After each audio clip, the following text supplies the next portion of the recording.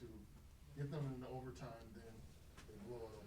Yeah, so I would say just the trust of Coach Hass and coaching staff and the teammates they have in me to let me keep shooting and keep driving and keep playing my game.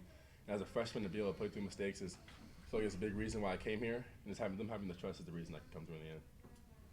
It seems like there was real emphasis to get the ball inside the paint. James, you got to go inside in crunch time. You were scoring, so is that something that was kind of a message, not just in the last couple minutes, but second half kind of message to work it inside more? Definitely. I mean, their size advantage we have on them is just so much bigger. Our wings, me, JD, James is too big for them. I mean, Issa's in there, Michael, everybody was just too big for them. It's just kind of the game plan was getting the paint. In the first half, I mean, I was missing easy bunnies, and I feel like that's one of the main reasons we were down. And then in the end, we started going to the paint. It started to fall. James, there was a night and day difference between the first and second half on defense. What do you attribute, that big of a difference to? Yeah, I think you guys probably saw this too. We picked up the pressure a bunch. Started denying the first pass, really heating them up and getting into them, and they really didn't like that. It got them out of their sets. We just ended up getting more deflections, like hands on ball, stuff like that. And I think we attribute that to the difference, as well as like guys took pride in individual matchups and just kind of started to lock guys up, I'd say. Well, you got off to a great start, so what got you going? That, seeing that everyone else is kind of. Yeah. You in Bel Air? Yeah, I mean, I just try to come out and be ready every game and crash as hard as I can. And kind of got going early, and I think in the first half he hit me on two, like pick and rolls. Just the way they were guarding the ball screen allowed me to be open a bunch. So yeah, that's kind of how it went from there. Yep. After playing a close game on against Oregon, you guys have now won two very tight games. What do you take away from the experience of these two games that you might be able to use later in the year?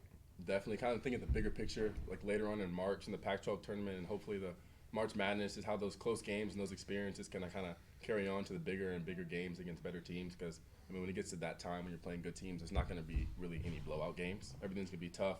Every possession matters. We work on that every day in single practice. Obviously Dartmouth has got to get some credit, right, for playing as well as they did.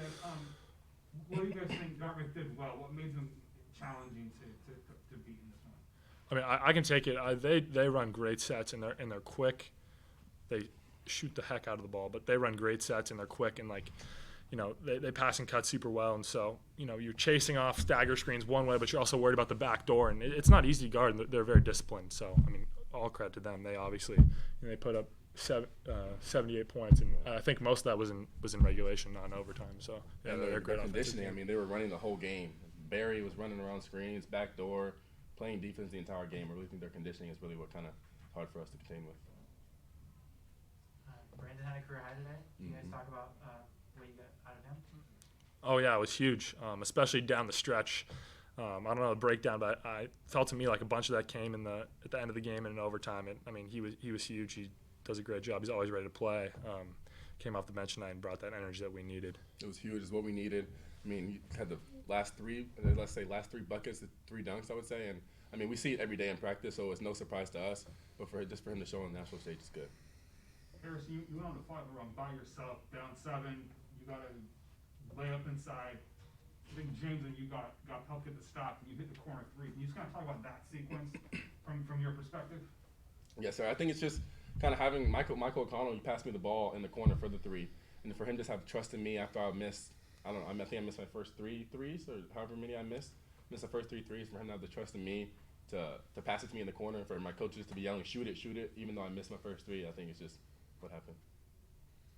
Now, you guys had that big win, of course, last game, conference game.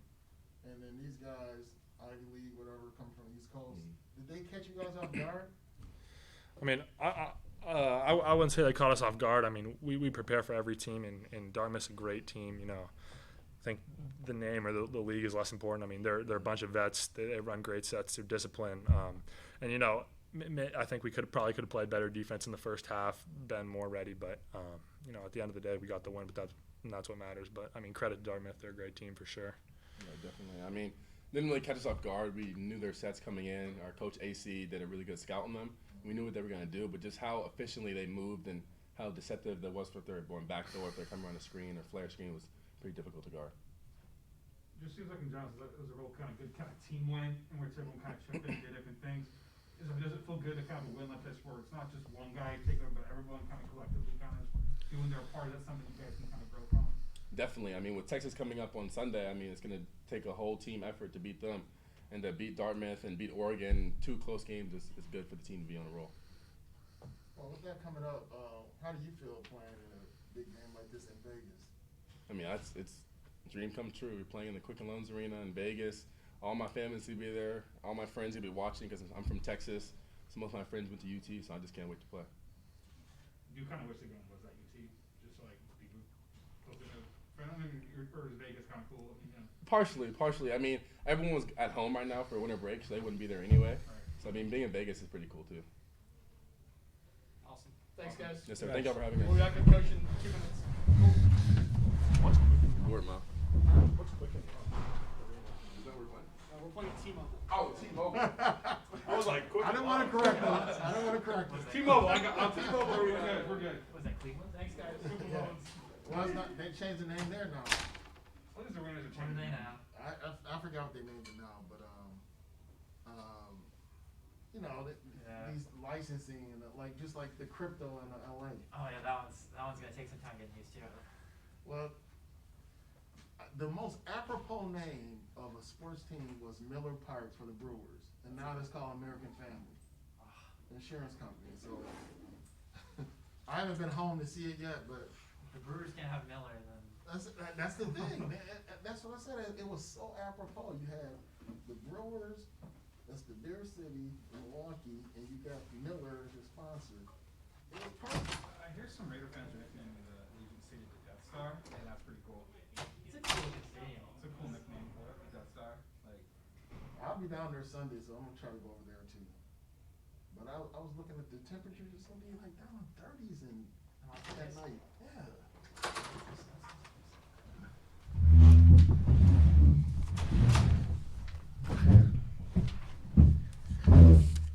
All right, head coach Jared Haas. Coach, you'll open up with a statement. Yeah, absolutely. Couple things. First of all, really impressed with Dartmouth, their coaching staff, their players. They've been in just about every game this year. They won at Georgetown the last 3 games. They've had some heartbreakers, and have a lot of respect for their program, their resiliency. They did a nice job. I mean, I'm certainly proud of what we did as well. We'll talk about that. It's off topic a little bit, but I hope people can go to the GoStanford.com website and see the feature on Sam Beskin that the department just put out, because it's awesome. Sam's a special guy. We started him in the second half because we needed a spark, and he's been a fantastic addition. But I think you get a real feel for him, but also the kind of guys that I'm coaching right now. And we had a lot of adversity today. Didn't play our best, but we did play our best when it was needed, and I thought we got better throughout the game. I thought the guys responded well. I thought the staff gave some really good suggestions, and I thought we developed the plan as we went, because the first plan needed some adjustments. So, Coach, Harrison was having a freshman moment where it's like things were going really bad in the first half, and then he comes back strong to end the game and then gets that layup to put you guys in overtime. So, how impressed are you with his fortitude? Extremely impressed. I've talked about it a lot, that he's a winner. He's tough. He knows the game, and he's physically ready. Now, having said that, there's a lot of things he can improve upon. I watched film with him today before shoot around for a while. I'll do it again probably tomorrow. And having said that, when the game was on the line, we put the ball in his hands and he made a big-time play. Last game, put the ball in Jaden's hand. He made a big-time play. So we're excited. We have multiple options. But having said that, I have a lot of confidence in Harrison, even when he really struggled for most of the game. Jaden didn't play in overtime. Was there an injury concern, or was it coach's decision? Just a little banged up. No injuries. It was just a coach's decision. But he gave it his all. He was a warrior out there. But yeah, I would label it a coach's decision. So how important was it how well Keith was playing in the first half to keep you guys, in striking distance, because they were up by double digits for a while? Yeah, James was fantastic. It's pretty impressive stat line for a big to be 5 of 8 from the field, 9 rebounds, 4 assists, 0 turnovers, and he's really good as a communicator on defense. He's in a lot of ways the anchor of the defense, calling out ball screens and being a vocal leader, and his communication and his feet and his effort and his rebounding were really good. Do you want Harrison to be more assertive throughout the game in terms of looking for a shot more? Because it feels like at times he's not doing that as much. Or do you want him to more kind of play within the flow of the game? What's your kind of feel on that? Not when he goes. Was he 1 for 9 of his first 9 shots? So I'd say no. Now, having said that, yes, we want Harrison to be as aggressive as possible. I do think obviously there were some situations late and overtime and things like that, but 15 shots, I think he's getting opportunities. I think he needs to finish some of those. I think as time goes on, we'll go with the hot hand. We'll go with the mismatch. We'll find those opportunities. I think a lot of those times that will be him, and it'll be in his hands. And he's going to continue to grow just like the rest of our team. Did you say Angel was heavenly today, but perfect from the field? So what do you think about his play today? About who? Angel? Yeah. Angel? Yes. It was a great question. I didn't listen well enough. Brandon was a big time shot in the arm, and he's very skilled. He's tough. I thought his energy on both ends of the floor was important, and then finish in place. We were able to go high-low late in the game a couple different times. He did a nice job catching the basketball with 2 hands and finishing the plays. And defensively, I thought, again, provided great energy, but he was a huge spark for us. You want to kind of make the comeback due to a really extended field goal drought from Dartmouth. What were you guys able to do to make things difficult for them during that stretch? The goal was no fouls and no threes. Try and make them shoot contested 2s. That was the goal of the entire game, and we struggled. But I thought our energy picked up. We got into them a little bit more. The pressure picked up, and so the threes were not as many clean looks. And they made and missed a couple late, but their percentages went down as the game went on. But again, our pressure, I think, ran them off the line some, and then we were able to play without fouling to a certain extent, and then try and, again, limit them to limit the fouls and limit the threes. How much of emphasis was there on working the ball inside? Since that was something you guys kind of tried to do in the second half. Was that something you consciously told them, hey, work it inside, use your size in the paint? Absolutely. We were into the bonus fairly early. We had a size advantage. We have guys that can score in the post in a lot of different ways.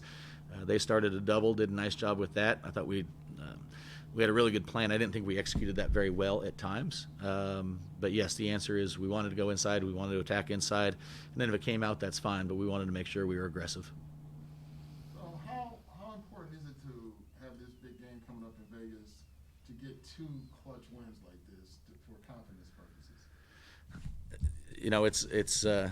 It's not just me talking, but I really do look at every game as a big game. It's the next step in the journey. But are these 2 games important for our confidence? Important part of this journey? Absolutely. There's no question about it. Both, we were in a tough situation both games. We pulled it out both games. So confidence should be high. Belief in the plan should be high. Belief in each other should be high, knowing that we have a heck of a challenge coming ahead. No Spencer today. How much does that impact the team? What do you do differently? And then are there any updates moving forward for him? Yeah, he'll be day-to-day right now. He's probably our best perimeter defender. Has great length, great strength. Obviously a threat from 3, or even more than that. He's a big-time shooter. And so we miss him a lot when he's not out there. But guys, filled in to that void that was out there. But we miss him when he's not out there because he had so much leadership, experience, toughness, and he's a really good defender too. Down 7 with 1:13 to go. How many times as a coach or as a player do you come back in situations like that? Because I'm not sure the percentages say, but little fortunate breaks to get back in this. Just talk about that kind of sequence. Yeah, I don't know the exact number, but it doesn't happen often to come back from down 7 late in the game like that. Players have to make plays. That has less to do with coaching and a lot more to do with players making plays. You have to get stops, clean stops, no second shots. On the offensive end, you have to be efficient. I thought our press was really effective in terms of creating opportunities. But I thought their execution of what we did down the stretch was really good. I think the assistants and the staff, we've really emphasized late game situations over the last couple weeks, kind of throughout finals up until this point. And I think because of that, I think the guys have a great deal of confidence. But at the end of the day, they made a bunch of plays. We're certainly fortunate in certain situations. But at the end of the day, I'm really proud of the guys for stepping up and believing. Awesome. Anything else for Coach? I'm good.